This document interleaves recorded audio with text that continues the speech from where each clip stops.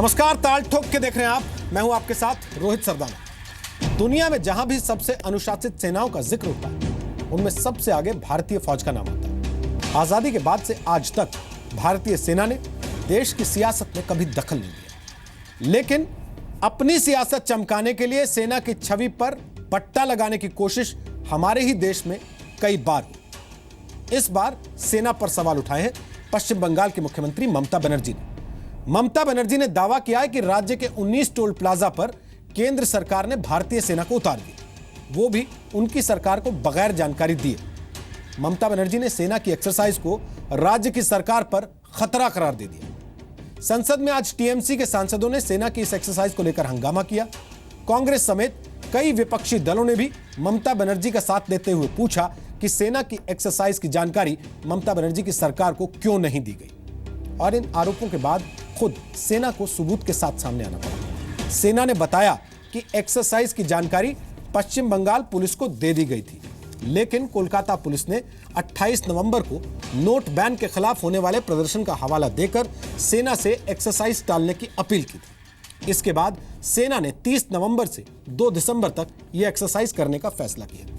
यानी कोलकाता पुलिस की गुजारिश पर सेना ने एक्सरसाइज की तारीख 27 और 28 नवंबर की बजाय 30 नवंबर से 2 दिसंबर तक के लिए बदल दी। लेकिन ममता बनर्जी कहती हैं कि उनकी सरकार को बताया नहीं गया, उनसे पूछा नहीं गया। आज ताल ठोक के हम पूछ रहे हैं कि ममता बनर्जी क्या राजनीति के लिए सेना की साख पर बट्टा लगाने की कोशिश कर रही हैं? ममता बनर्जी ने पश्चिम बंगाल में राज्य सरकार के खिलाफ साजिश के आरोप लगाकर भारतीय लोकतंत्र को पाकिस्तान जैसा बताने की कोशिश की है।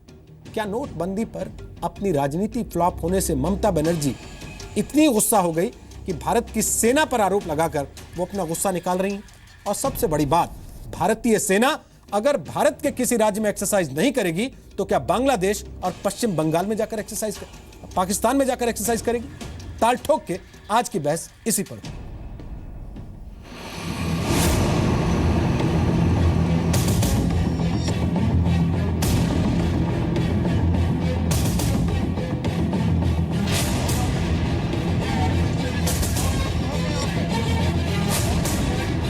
দুটো যে টোল ট্যাক্স আছে ন্যাশনাল হাইওয়ে অথরিটির আন্ডারে, সেই টোল ট্যাক্সের কাছে সেন্ট্রাল গভর্নমেন্ট আর্মি নামিয়েছে।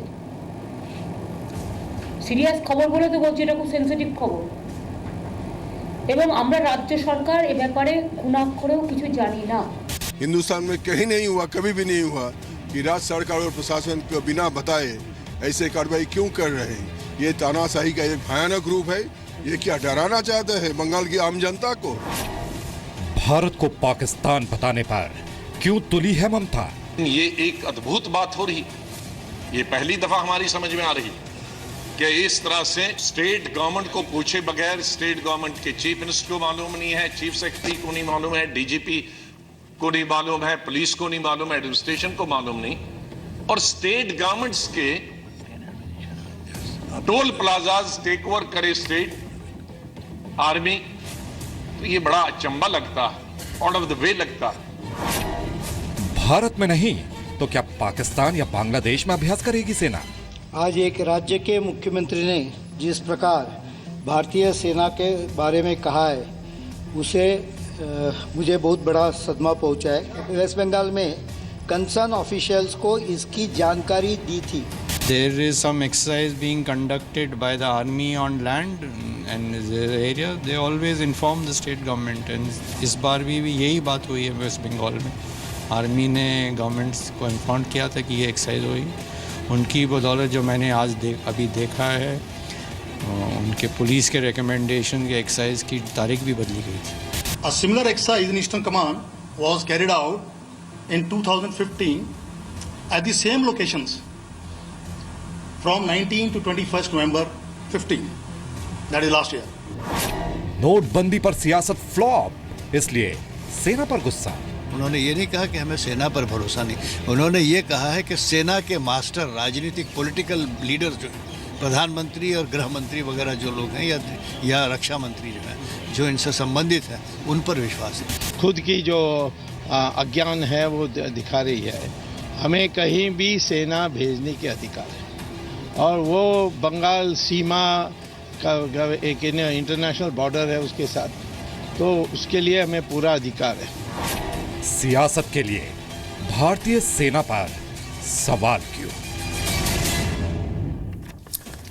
तो आपको बता दें कि आज ताल ठोक के हमारे साथ कौन कौन से खास मेहमान हैं। रूपा गांगुली हमारे साथ हैं, वो बीजेपी की सांसद हैं, पहले अभिनेत्री रही हैं। हमारे साथ मेजर गौरव आर्य हैं, जो कि रक्षा विशेषज्ञ हैं, कॉलमिस्ट हैं, कश्मीर और पाकिस्तान मामलों के जानकार हैं। चरण सिंह सापरा हमारे साथ हैं, जो कांग्रेस पार्टी के प्रवक्ता हैं, महाराष्ट्र में कांग्रेस के एमएलसी भी हैं। सोमनाथ सिंघराय हमारे साथ हैं, वो तृणमूल कांग्रेस के समर्थक हैं। अक्सर आप उनको देखते हैं टीवी पर, वो मीडिया में तृणमूल कांग्रेस का पक्ष रखते हैं, क्योंकि हमने जब तृणमूल कांग्रेस के प्रवक्ताओं को फोन किया, कई बड़े नेताओं को फोन किया, तो उन्होंने इस चर्चा में आने से साफ इनकार कर दिया।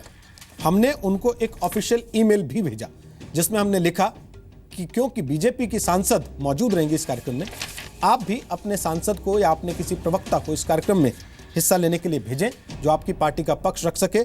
लेकिन उन्होंने इसका जवाब देना मुनासिब नहीं समझा, अपने प्रवक्ता को भेजना मुनासिब नहीं समझा। हम चाहते तो कार्यक्रम में खाली कुर्सी रख के भी इस कार्यक्रम को आगे बढ़ा सकते थे, लेकिन हमने सोमनाथ जी से विशेष तौर पे आग्रह किया कि कम से कम उस पक्ष की आवाज सुनी जानी चाहिए। आप क्योंकि तृणमूल कांग्रेस के समर्थक हैं और अक्सर मीडिया में पक्ष रखते हैं, तो आप आज इस कार्यक्रम का हिस्सा बने। और मेरे सहयोगी कृष्णमोहन मिश्रा, जो पिछले करीब 1.5 से 2 दशक से रक्षा मामलों को कवर कर रहे हैं, वो भी आज इस कार्यक्रम में हमारे साथ शामिल हो रहे हैं। सबसे पहले सोमनाथ साहब, मैं एक चीज आपसे पूछना चाहता हूं। ममता बनर्जी ने कल रात को लगातार सोशल मीडिया पर यह स्थिति बताने की कोशिश की कि जाने पश्चिम बंगाल में सेना आ जाएगी तो क्या हो जाएगा। सर, भारत की सेना थी, पाकिस्तान की सेना तो आई नहीं थी, ना ही बांग्लादेश की सेना आ गई थी। अगर इन दोनों में से किसी देश की सेना उनको दिख रही होती, उनकी चिंता समझ में आती थी। सर, अपने देश की फौज को देख के इतना डर क्यों हो गया उनको? क्या उन्होंने पहले कभी भारत की फौज नहीं देखी है? रोहित जी, आपको भी मालूम है क्यों डर का बात ये नहीं है। सेना तभी हम लोग इम्प्लीमेंट करते हैं जब कोई भी यहाँ पर दंगा और ऐसा परिस्थिति आता है, तो तब सेना आना ठीक है। लेकिन कल क्या हुआ? कल विदाउट एनी परमिशन सेना ने सब टोल में 18 डिस्ट्रिक्ट में सेना कल लागू हो गया। पता नहीं है, किसी को कोई इंफॉर्मेशन नहीं है, कोई कुछ नहीं है, सेना लागू हो गया।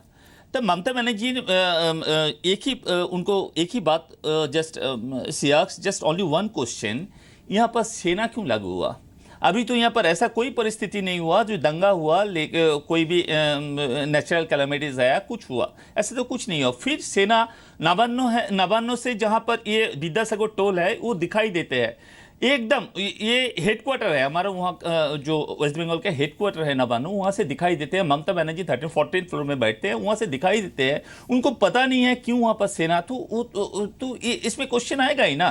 क्वेश्चन आएगा क्यों? किसी को परमिशन नहीं है, कोई परमिशन नहीं है, सेना लागू हो गया। ऐसा तो जब जरूरी अवस्था होते हैं, जब तभी ऐसा सेना को इम्प्लीमेंट करने के लिए सेंट्रल गवर्नमेंट इसको करते हैं। लेकिन ऐसा कुछ हुआ नहीं, सेना को आप लोग ने उतार दिया। क्यों उतार दिया? आपको पता? एक मिनट, आपको पता है क्या हो रहा है? एक मिनट, क्या हो रहा है? ममता बनर्जी जानती है सेना को उतारने का मतलब क्या होता है? नहीं, परसों क्या? एक मिनट, क्या हो रहा है रोहित? क्या हो रहा है कुछ दिन से बंगाल में? ये देखिए, परसों एक फ्लाइट ऊपर 8 सर, उस फ्लाइट में ममता बनर्जी अकेली नहीं थी, 150 लोग सवार थे। क्या आपको लगता है कि इस देश में आप बनाना रिपब्लिक में रहते हैं कि आपकी ममता बनर्जी को घेरने के लिए इस देश की सरकार 150 आदमियों को मार देगी गिरा के हवाई जहाज से? प्रॉब्लम है वहां पर आप कैसी बात कर रहे हैं सोमनाथ जी? नहीं रोहित, वहां पर R8 फ्लाइट था। अरे रोहित, तो आप तो बोलने नहीं, मौका नहीं दे रहे हैं, इसीलिए कोई नहीं आ रहा है ना। ये बोलने का मौका देना चाहिए रोहित। 8 फ्लाइट वहां पर था। ममता बनर्जी का फ्लाइट इस होल्ड क्यों कर, फ्लाइट चक्कर क्यों लगाना पड़ रहा है? 8 फ्लाइट को नहीं। सोमनाथ जी, सेना पे जवाब दीजिए। सेना पे आपने ये क्यों कहा सेना के जरिए साजिश की जा रही है? वही तो बोल रहा हूं। ममता बनर्जी ने ये क्यों कहा सेना के जरिए साजिश की जा रही है? इस देश की सेना साजिश करती है क्या? इस देश की सेना ने आज तक कोई साजिश की है क्या? इस देश की सेना ने आज तक किसी मुख्यमंत्री को पकड़ा है क्या? इस देश की सेना ने आज तक कहीं तख्ता पलट किया है क्या? एक बार भी ममता बनर्जी एक मिनट रोहित, ममता बनर्जी एक बार भी सेना का अगेंस्ट नहीं बोला है जो सेना को रेस्पेक्ट करते हैं, लेकिन सेंट्रल गवर्नमेंट ये कहां वो कहावत है ना, कहीं पे निगाह कहीं पे निशाना, ये सेंट्रल गवर्नमेंट सेना को यहाँ दिखा के डराना चाहते हैं ममता बनर्जी और तृणमूल कांग्रेस को, और कुछ नहीं। आप लोगों ने कौन सी चोरी की जो आपको डर लगता है सेना देख के? आप लोगों ने कौन सी चोरी की जो आपको डर लगता है सेना देख के? भाई नहीं, डर नहीं। आप कह रहे हैं डराना चाहते हैं, तो क्यों डरते हैं आप लोग? रोहित, वही तो बात, हमें तो डर नहीं लगता सड़क चलते सेना को देख के। अरे रोहित, ये बात तो मैं भी कह सकता हूँ। प्राइम मिनिस्टर क्यों बोल रहा है मेरा जान खतरे में है? किसका डर है प्राइम मिनिस्टर को? वो भी बोल रहा है मेरा जान खतरे में है। बात को कहां से कहां ले जा रहे हैं? ये तो आप हो रहा क्या कह रहे हैं? सेना को कॉन्ट्रैक्ट किलिंग का कॉन्ट्रैक्ट दे दिया था क्या ममता बनर्जी की? क्यों आप ये कह रहे हैं सेना को ममता बनर्जी की कॉन्ट्रैक्ट किलिंग का ठेका दे दिया था? ममता बनर्जी ने रोहित, ये आपका सर, मैं तो आप ही की बातों से मतलब निकाल रहा हूं जो आप साबित करने की कोशिश कर रहे हैं। नहीं, सर, सेना कह रही है आसाम में 18 जगह पर, अरुणाचल प्रदेश में 13 जगह पर, वेस्ट बंगाल में 19 जगह पर, मणिपुर में 6 जगह पर, नागालैंड में 5 जगह पर, मेघालय में 5 जगह पर, त्रिपुरा मिजोरम में 1-1 जगह पर यह एक्सरसाइज हो रही थी। गौरव आर्या, केवल पश्चिम बंगाल की मुख्यमंत्री को लगता है कि राजनीति हो रही है, कौन सा स्टेट में सेना के जरिए सियासत की जा रही है, सेना के जरिए साजिश की जा रही है, और किसी राज्य के मुख्यमंत्री को डर क्यों नहीं हुआ सर? रोहित, आपको भी मालूम है, जो पैनलिस्ट है सबको मालूम है। अभी बीजेपी सोमनाथ जी, सेना ने ये जो दस्तावेज दिए हैं सामने रखे हैं, 24 नवंबर की चिट्ठी, 25 नवंबर की चिट्ठी, या तो आपके पास है नहीं या फिर जानबूझ के आप लोग देखना नहीं चाहते, क्योंकि आपको लगता है आपकी राजनीति चमकाने के लिए आप सेना पर भी कीचड़ उछालने से परहेज नहीं करेंगे। आप सेना पर भी कीचड़ उछालने से परहेज नहीं करें। एक मिनट, मैं ये बात कहना चाहता हूं। कीजिए, बिल्कुल, इतने राज्यों में अगर एक्सरसाइज हो रही है, पश्चिम बंगाल को क्यों डर लग रहा है? बाकी राज्यों के मुख्यमंत्री क्यों नहीं डर रहे? उनकी नींद क्यों नहीं हराम हो रही? देखिए साहब, इसका सीधा सा ये सवाल है कि जो ईस्टर्न कमांड है, जिसके अंडर ये सारा एरिया आता है, ईस्टर्न कमांड ने एक इंप्रेसमेंट एक्सरसाइज करी। इंप्रेसमेंट एक्सरसाइज का मतलब मैं शॉर्ट में आपको बता दूं कि जब युद्ध जैसा माहौल होगा तो सिविलियन ट्रांसपोर्टेशन में हम क्या क्या इस्तेमाल कर सकते हैं युद्ध का साजो सामान बॉर्डर तक ले जाने के लिए, स्पेसिफिकली चाइना बॉर्डर या बांग्लादेश बॉर्डर। ये एक्सरसाइज पहली बार नहीं हो रही। ममता बनर्जी पहले भी अपनी चीफ मिनिस्टर रह चुकी हैं वेस्ट बंगाल की, उन्होंने हर साल ये एक्सरसाइज होती है, पहली बात। दूसरी चीज यह है कि आर्मी ने प्रॉपर परमिशन मांगी, जिसके दस्तावेज मजबूरी में अब आर्मी को मीडिया के सामने लाने पड़े क्योंकि तृणमूल कांग्रेस ने फालतू का एक हल्ला बना दिया। तीसरी चीज, मुझे यह समझ में नहीं आता कि जब बाकी चीफ मिनिस्टर्स ने कुछ नहीं बोला, क्योंकि सबको पता यह सिर्फ पॉलिटिसाइजेशन है, और यह जो डिमोनेटाइजेशन हुआ है, नोटबंदी हुई है, उसकी वजह से तृणमूल को या तो बहुत बड़ा झटका पड़ा है जो कि वो संभाल नहीं पा रहा खुद को। क्योंकि मुझे एक बात समझ में नहीं आती, जो चीज हर साल होती है और आगे भी होती रहेगी, क्योंकि यह आर्मी का हर कमांड करता है, ऑल ओवर इंडिया होती है एक्सरसाइज, ये ट्रांसपोर्टेशन चेक करने की। उसमें यह देखते हैं कि ट्रक कितने आते हैं, उसमें यह देखते हैं कि ट्रक का लोड क्या है, तो एक उसकी एवरेज निकाली जाती है, एक औसत निकाला जाता है कि अगर कल जंग हो तो हमें पता लग जाए कि हमें कितने ट्रक चाहिए सिविल के साजो सामान ले जाने के लिए बॉर्डर पे। सिर्फ इतनी सी बात है। प्रॉपर आर्मी, और ये किसी का कहना कि आर्मी ने बताया नहीं, इंडियन आर्मी ऐसा करती नहीं है, कर नहीं सकती। It is a highly discipline force. उन्होंने हर चीज कागज पे दी है पुलिस अथॉरिटीज के साथ। पुलिस अथॉरिटीज ने यह बोला है कि आप पोस्टपोन करिए, उन्होंने पोस्टपोन करिए। बाकी किसी को प्रॉब्लम नहीं है पूरे नॉर्थ ईस्टर्न स्टेट्स में, सिर्फ वेस्ट बंगाल में प्रॉब्लम है। और ये वेस्ट बंगाल में प्रॉब्लम इनको जब डिमोनेटाइजेशन हुआ था, तो आई थिंक अगर मैं गलत नहीं बोल रहा हूं तो Mamata Banerjee was the first chief minister जिन्होंने ट्वीट करा था कि लोगों पर हमला हो गया। और किसी को, उनको कैसे पता? उन्होंने डिमोनेटाइजेशन 8 बजे हुआ, उन्होंने 10-11 बजे तक ट्वीट भी भेज दिया कि लोगों को ये प्रॉब्लम हो गई। फिर ये तो दिस इज सिंपली पॉलिटिसाइजिंग। आप भारतीय सेना को पॉलिटिक्स में क्यों ला रहे हैं? हम तो हर साल ये काम करते हैं साहब। रूपा गांगुली, मैं आपसे एक चीज पूछना चाहता हूं। पहले हवाई जहाज में तेल कम है, उसके बावजूद उनके हवाई जहाज को हवा में लहराते रखा जाता है। उसके बाद वो कह रही हैं कि मुझसे पूछे बगैर सेना उतार दी जाती है। क्या वाकई ये स्थिति आ गई है भारतीय राजनीति में कि केंद्र की सरकार एक चुने हुए सीएम की कॉन्ट्रैक्ट किलिंग कराने के लिए सेना को ठेका दे देगी? देखिए, अगर ये वो कहती हैं हमारी राज्य की मुख्यमंत्री, अगर ये कहना चाहती है कि उनको बताए बगैर, मतलब ये साफ जाहिर होता है कि उनके एडमिनिस्ट्रेटिव डिपार्टमेंट्स जो है कभी काम नहीं करते थे, आज भी काम नहीं करते हैं। अगर उनके डिपार्टमेंट जो डिपार्टमेंट ये अथॉरिटी देते हैं उनको पता है और वो खबर मुख्यमंत्री तक नहीं पहुंचती है टाइम पे, तो मतलब यही जाहिर है कि उनके डिपार्टमेंट एज यूजुअल कहीं पे बंगाल में काम नहीं होता, इस बार भी नहीं हुआ। और चाहे वो डर की बात है, अगर ये कहे तो हम बचपन में हम बोलते थे ना कि वो पुलिस से, वो यूनिफॉर्म पहने हुए, कपड़े पहने हुए लोगों से हम क्यों डरें? वो चोर ही डरते हैं। जिनको डर लगता है उसकी वजह तो होगी डर की। ये इतनी सिंपल सी चीज़ है, ये क्राइसिस मैनेजमेंट के लिए सारे प्रैक्टिसेस की जाती है। हम नए एक 25 दिन की एमपी बने हैं, 1.5 साल की हमारी पॉलिटिकल करियर है, हमको तक ये समझ में आती है। उनको एक्चुअली मुश्किल बात है कि रोहित भैया, ये उनको the only problem she is looking for is she is looking for some opportunity to create some ruckus, some हल्ला। उनको हल्ला चाहिए, उनको और कुछ इशू नहीं मिल रहा है, उनको और कुछ मिल नहीं रहा है, तो हवाई जहाज में वो घूमना उसको इशू बना लिए हैं, जैसे कि वो अकेली प्लेन में थी। मुश्किल बात एक चीज लग रहा है कि वो जो रिप्रेजेंट कर रही है बंगाल की, उससे हमारी भी समझ जाती है। बंगाल सिर्फ उन्हीं की नहीं है, बंगाल नॉन टीएमसी वालों की भी है। हम लोग बंगाल में पैदा हुए, बंगाल हम लोगों की है। और ये रिप्रेजेंटेशन वो जो बंगाल की जा रही है पूरे भारत में, लाफिंग स्टॉक बना रही है अपने आप को, पूरे बंगाल को। ये हम सबको भी बड़ा शर्म के मारे आग झुक जाता है। आप केंद्र सरकार उनको डरा क्यों रही है बार बार? एक बार समझा क्यों नहीं देते बैठा के कि ऐसा कुछ नहीं?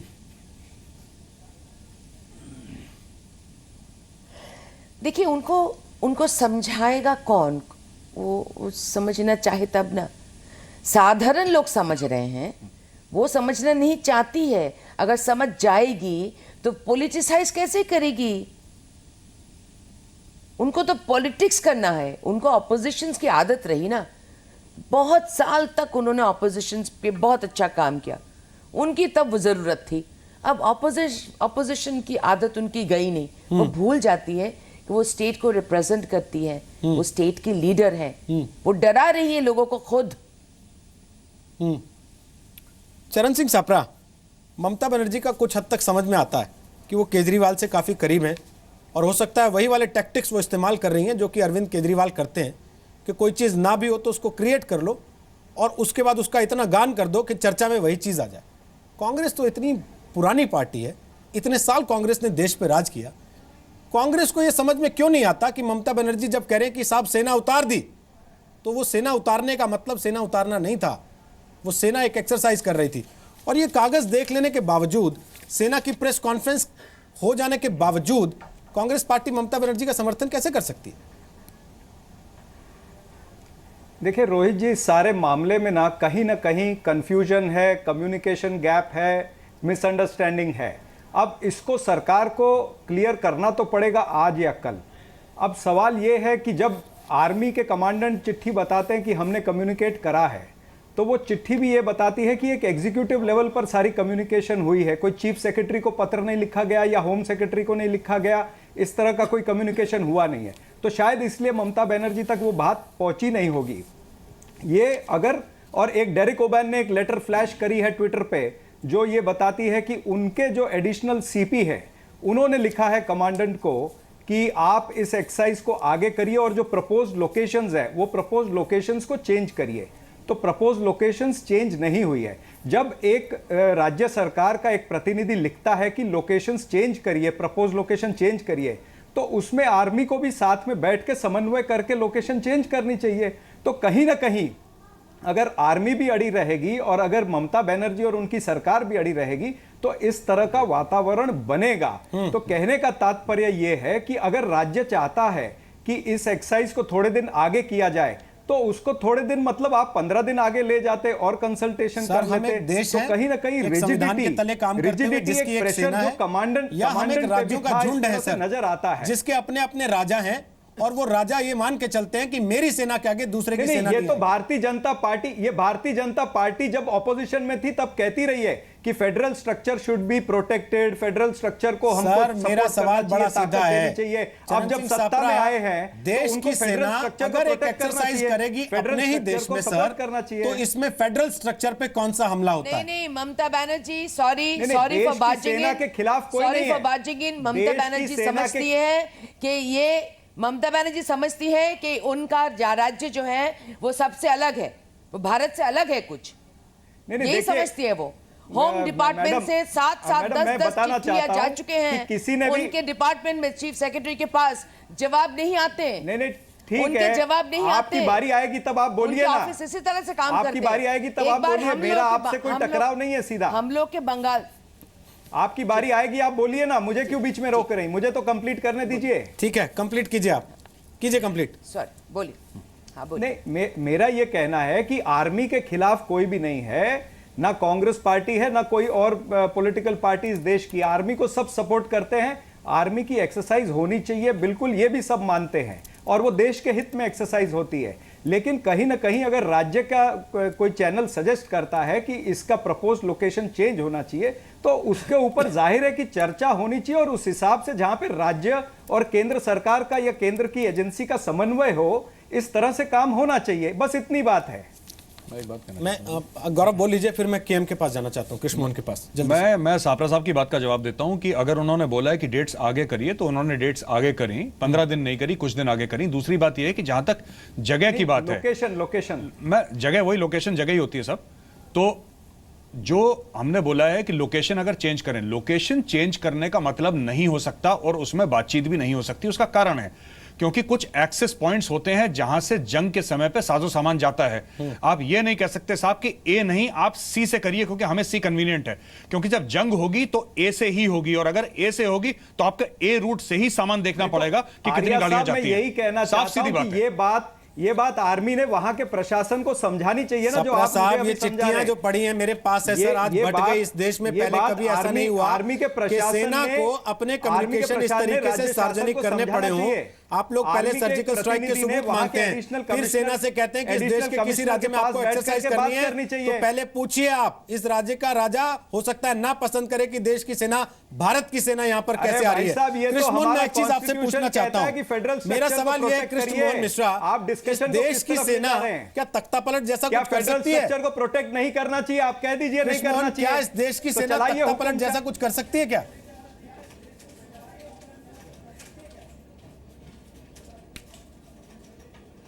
मेरी आवाज आ रही है कृष्ण मोहन आपको?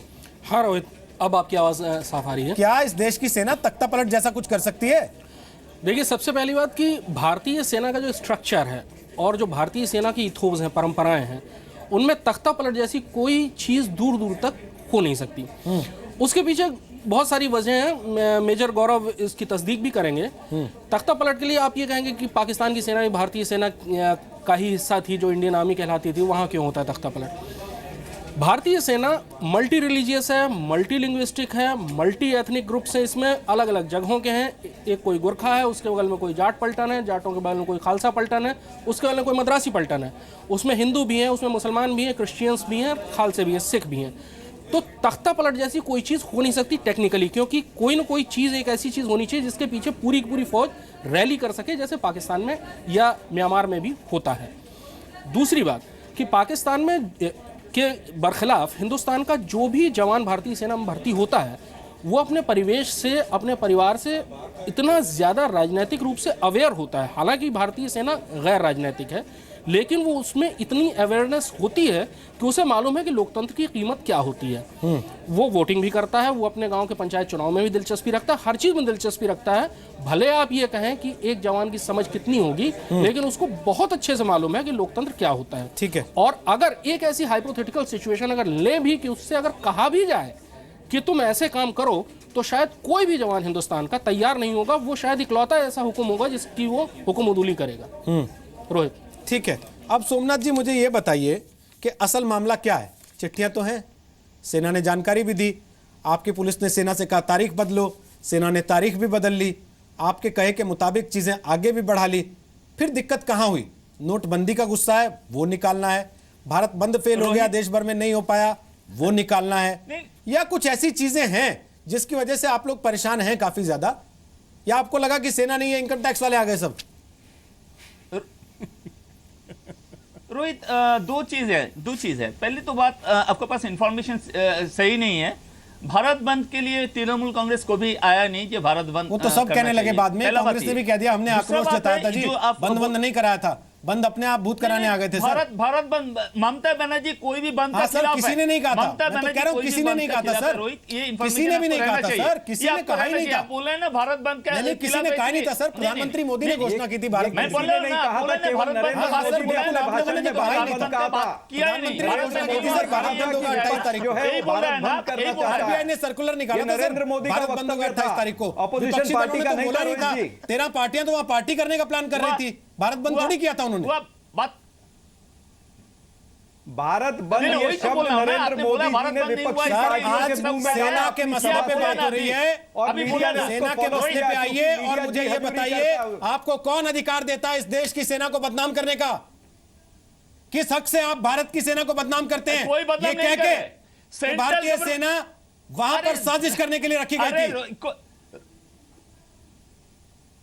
नहीं, ऐसा नहीं होता है, ऐसा नहीं होता है। तुम कोई भी मॉक टेस्ट के लिए भी स्टेट गवर्नमेंट का परमिशन लेना पड़ता है रोहित। ये चिट्ठी क्या है सर? मेजर साहब बैठा है, उनको पूछिए। ये मॉक चिट्ठी टेस्ट करने के लिए भी 24 November 2016 the principal secretary transport department Kolkata, 2.5 पन्ने की चिट्ठी लिखी है।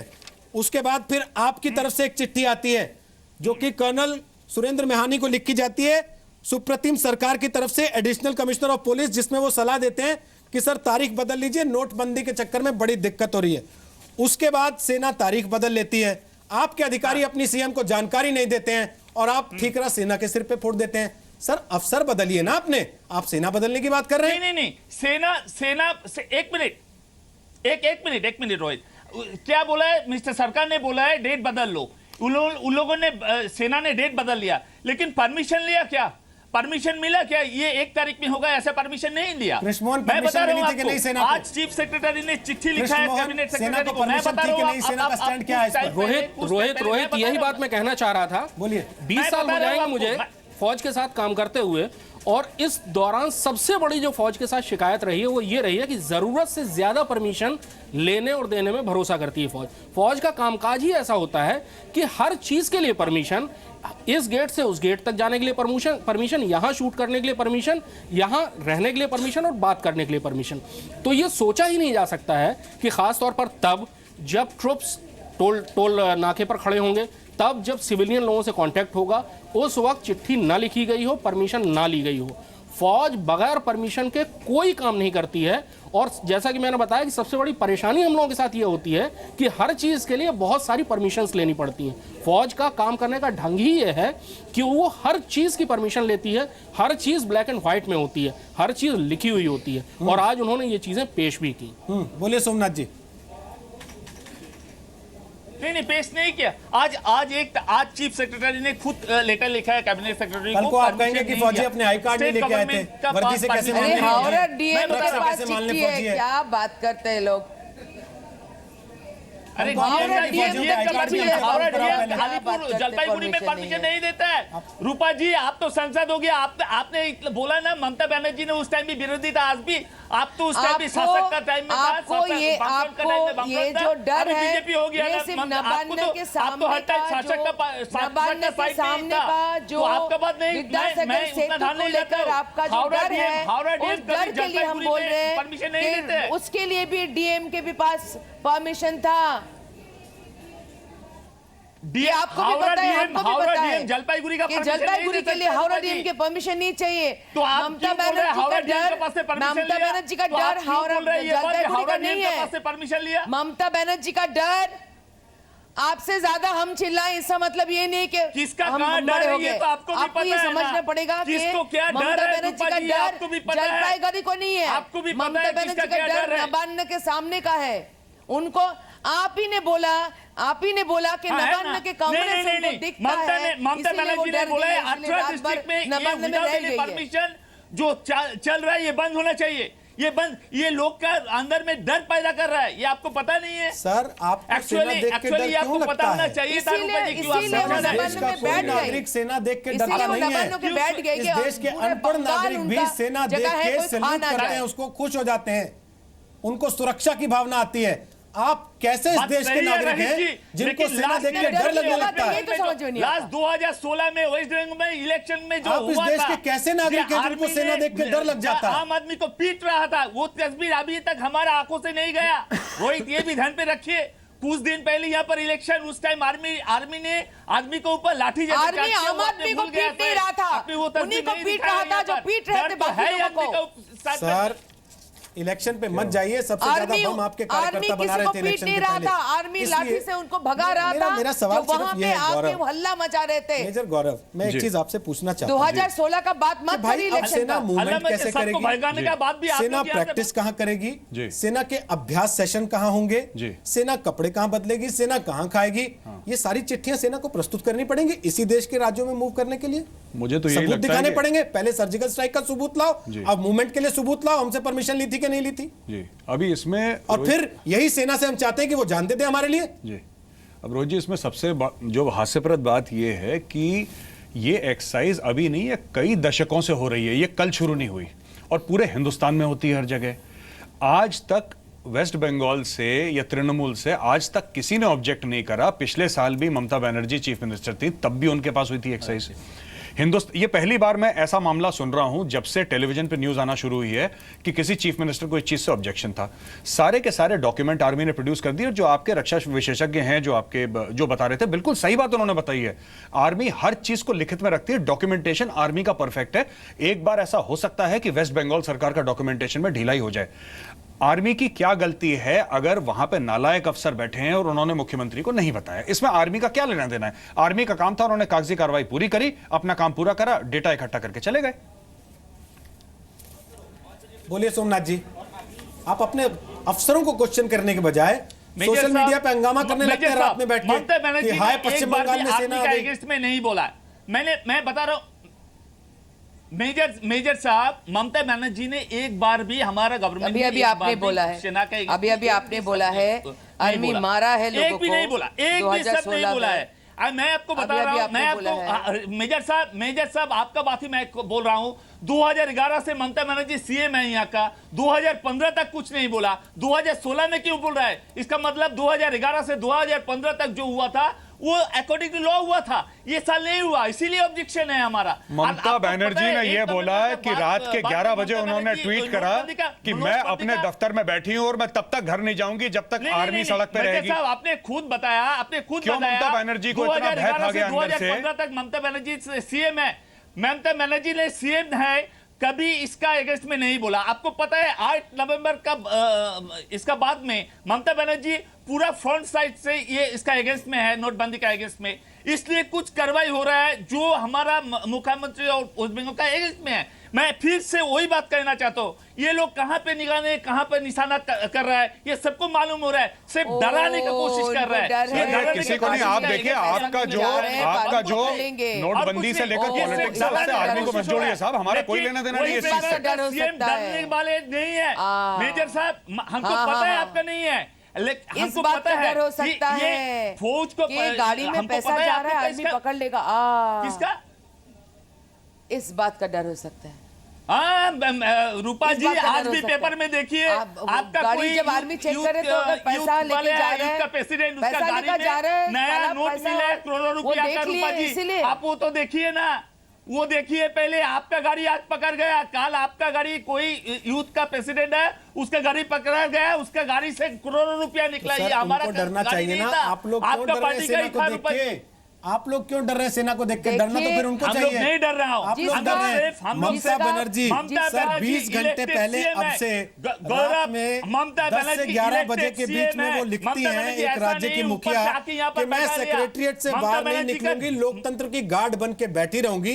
क्यों? क्योंकि बाहर सेना खड़ी है। सर सेना तो खुद गार्ड करने के लिए खड़ी है, आप लोकतंत्र को गार्ड कर रहे हैं। मैं सेक्रेटरिएट से बाहर नहीं निकलूंगी, बाहर सेना खड़ी है। चरण सिंह सापरा, कांग्रेस इस देश की सबसे पुरानी पार्टी, जिसने इस देश पे सबसे ज्यादा लंबे समय तक राज किया, जिसके रहते हुए जिसकी अगुवाई में इस देश का संविधान बना, उसकी अनुपालना हुई, और आज उस पार्टी की यह स्थिति हो गई सर कि छोटे छोटे क्षेत्रीय दल अपनी राजनीति चमकाने के लिए अगर छुटभैया किस्म की हरकत करते हैं तो आप उस वेव को राइड करने की कोशिश कर रहे हैं सर।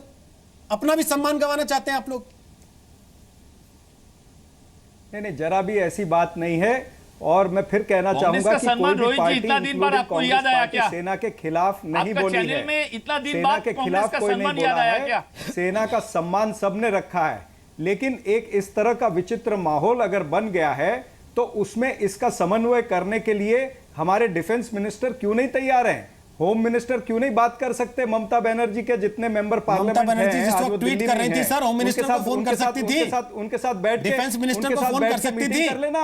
ममता बनर्जी जब ट्वीट कर रही थी सर, फोन कर सकती थी डिफेंस मिनिस्टर को। आज पूरे दिन के अंदर मीटिंग क्यों नहीं किया? सर मुझे ये बताइए ना, की जिम्मेवारी नहीं है कि पार्लियामेंट चलनी चाहिए? वो अथॉरिटी के पास नहीं जाएगा, सड़क पे रोने गाने लगेगा, ममता बनर्जी सड़क पे उतर के आएगी क्या? मेरी बात सुनिए, आप मुझे एक बात बताइए ना सपना जी, आप खुद चुने हुए विधायक हैं, आप खुद चुने हुए एमएलसी हैं सपना जी। मेरी अगर कोई शिकायत होगी आपकी कॉन्स्टिट्यूएंसी में रहते हुए, मैं आपके पास आऊं वो शिकायत लेके, या चौराहे पे खड़ा हो जाऊं रोने गाने के लिए कि चरण सिंह सापरा मेरी बात नहीं सुन रहे? बताइए क्या करूं? अभी आप मेरी बात ध्यान से सुनिए। अगर कोई राज्य का मुख्यमंत्री है तो वो भी चुना हुआ है, वो भी जिम्मेवार इंसान है। अगर राज्य के मुख्यमंत्री के पास में कोई शंका है तो केंद्र सरकार को क्या काटता है? केंद्र सरकार जिम्मेवारी ऐसे होती है सर, मिनिस्टर उनके जिम्मेवारी ट्विटर पे होती है सर, क्यों नहीं चर्चा या करते? आपके पास फोन नंबर्स नहीं है? आप गृह मंत्री को, डिफेंस मिनिस्टर को फोन नहीं कर सकते रात में? ट्विटर आप पूछ नहीं सकते कि ये स्थिति क्या हो रही है? आप ट्विटर पे लगातार एक के बाद एक अटैक करते हैं कि साहब सेना तैनात कर दी, लोकतंत्र खतरे में आ रहा है, मैं उसकी सुरक्षा करने के लिए अपने सेक्रेटरिएट से बाहर नहीं निकलूंगी।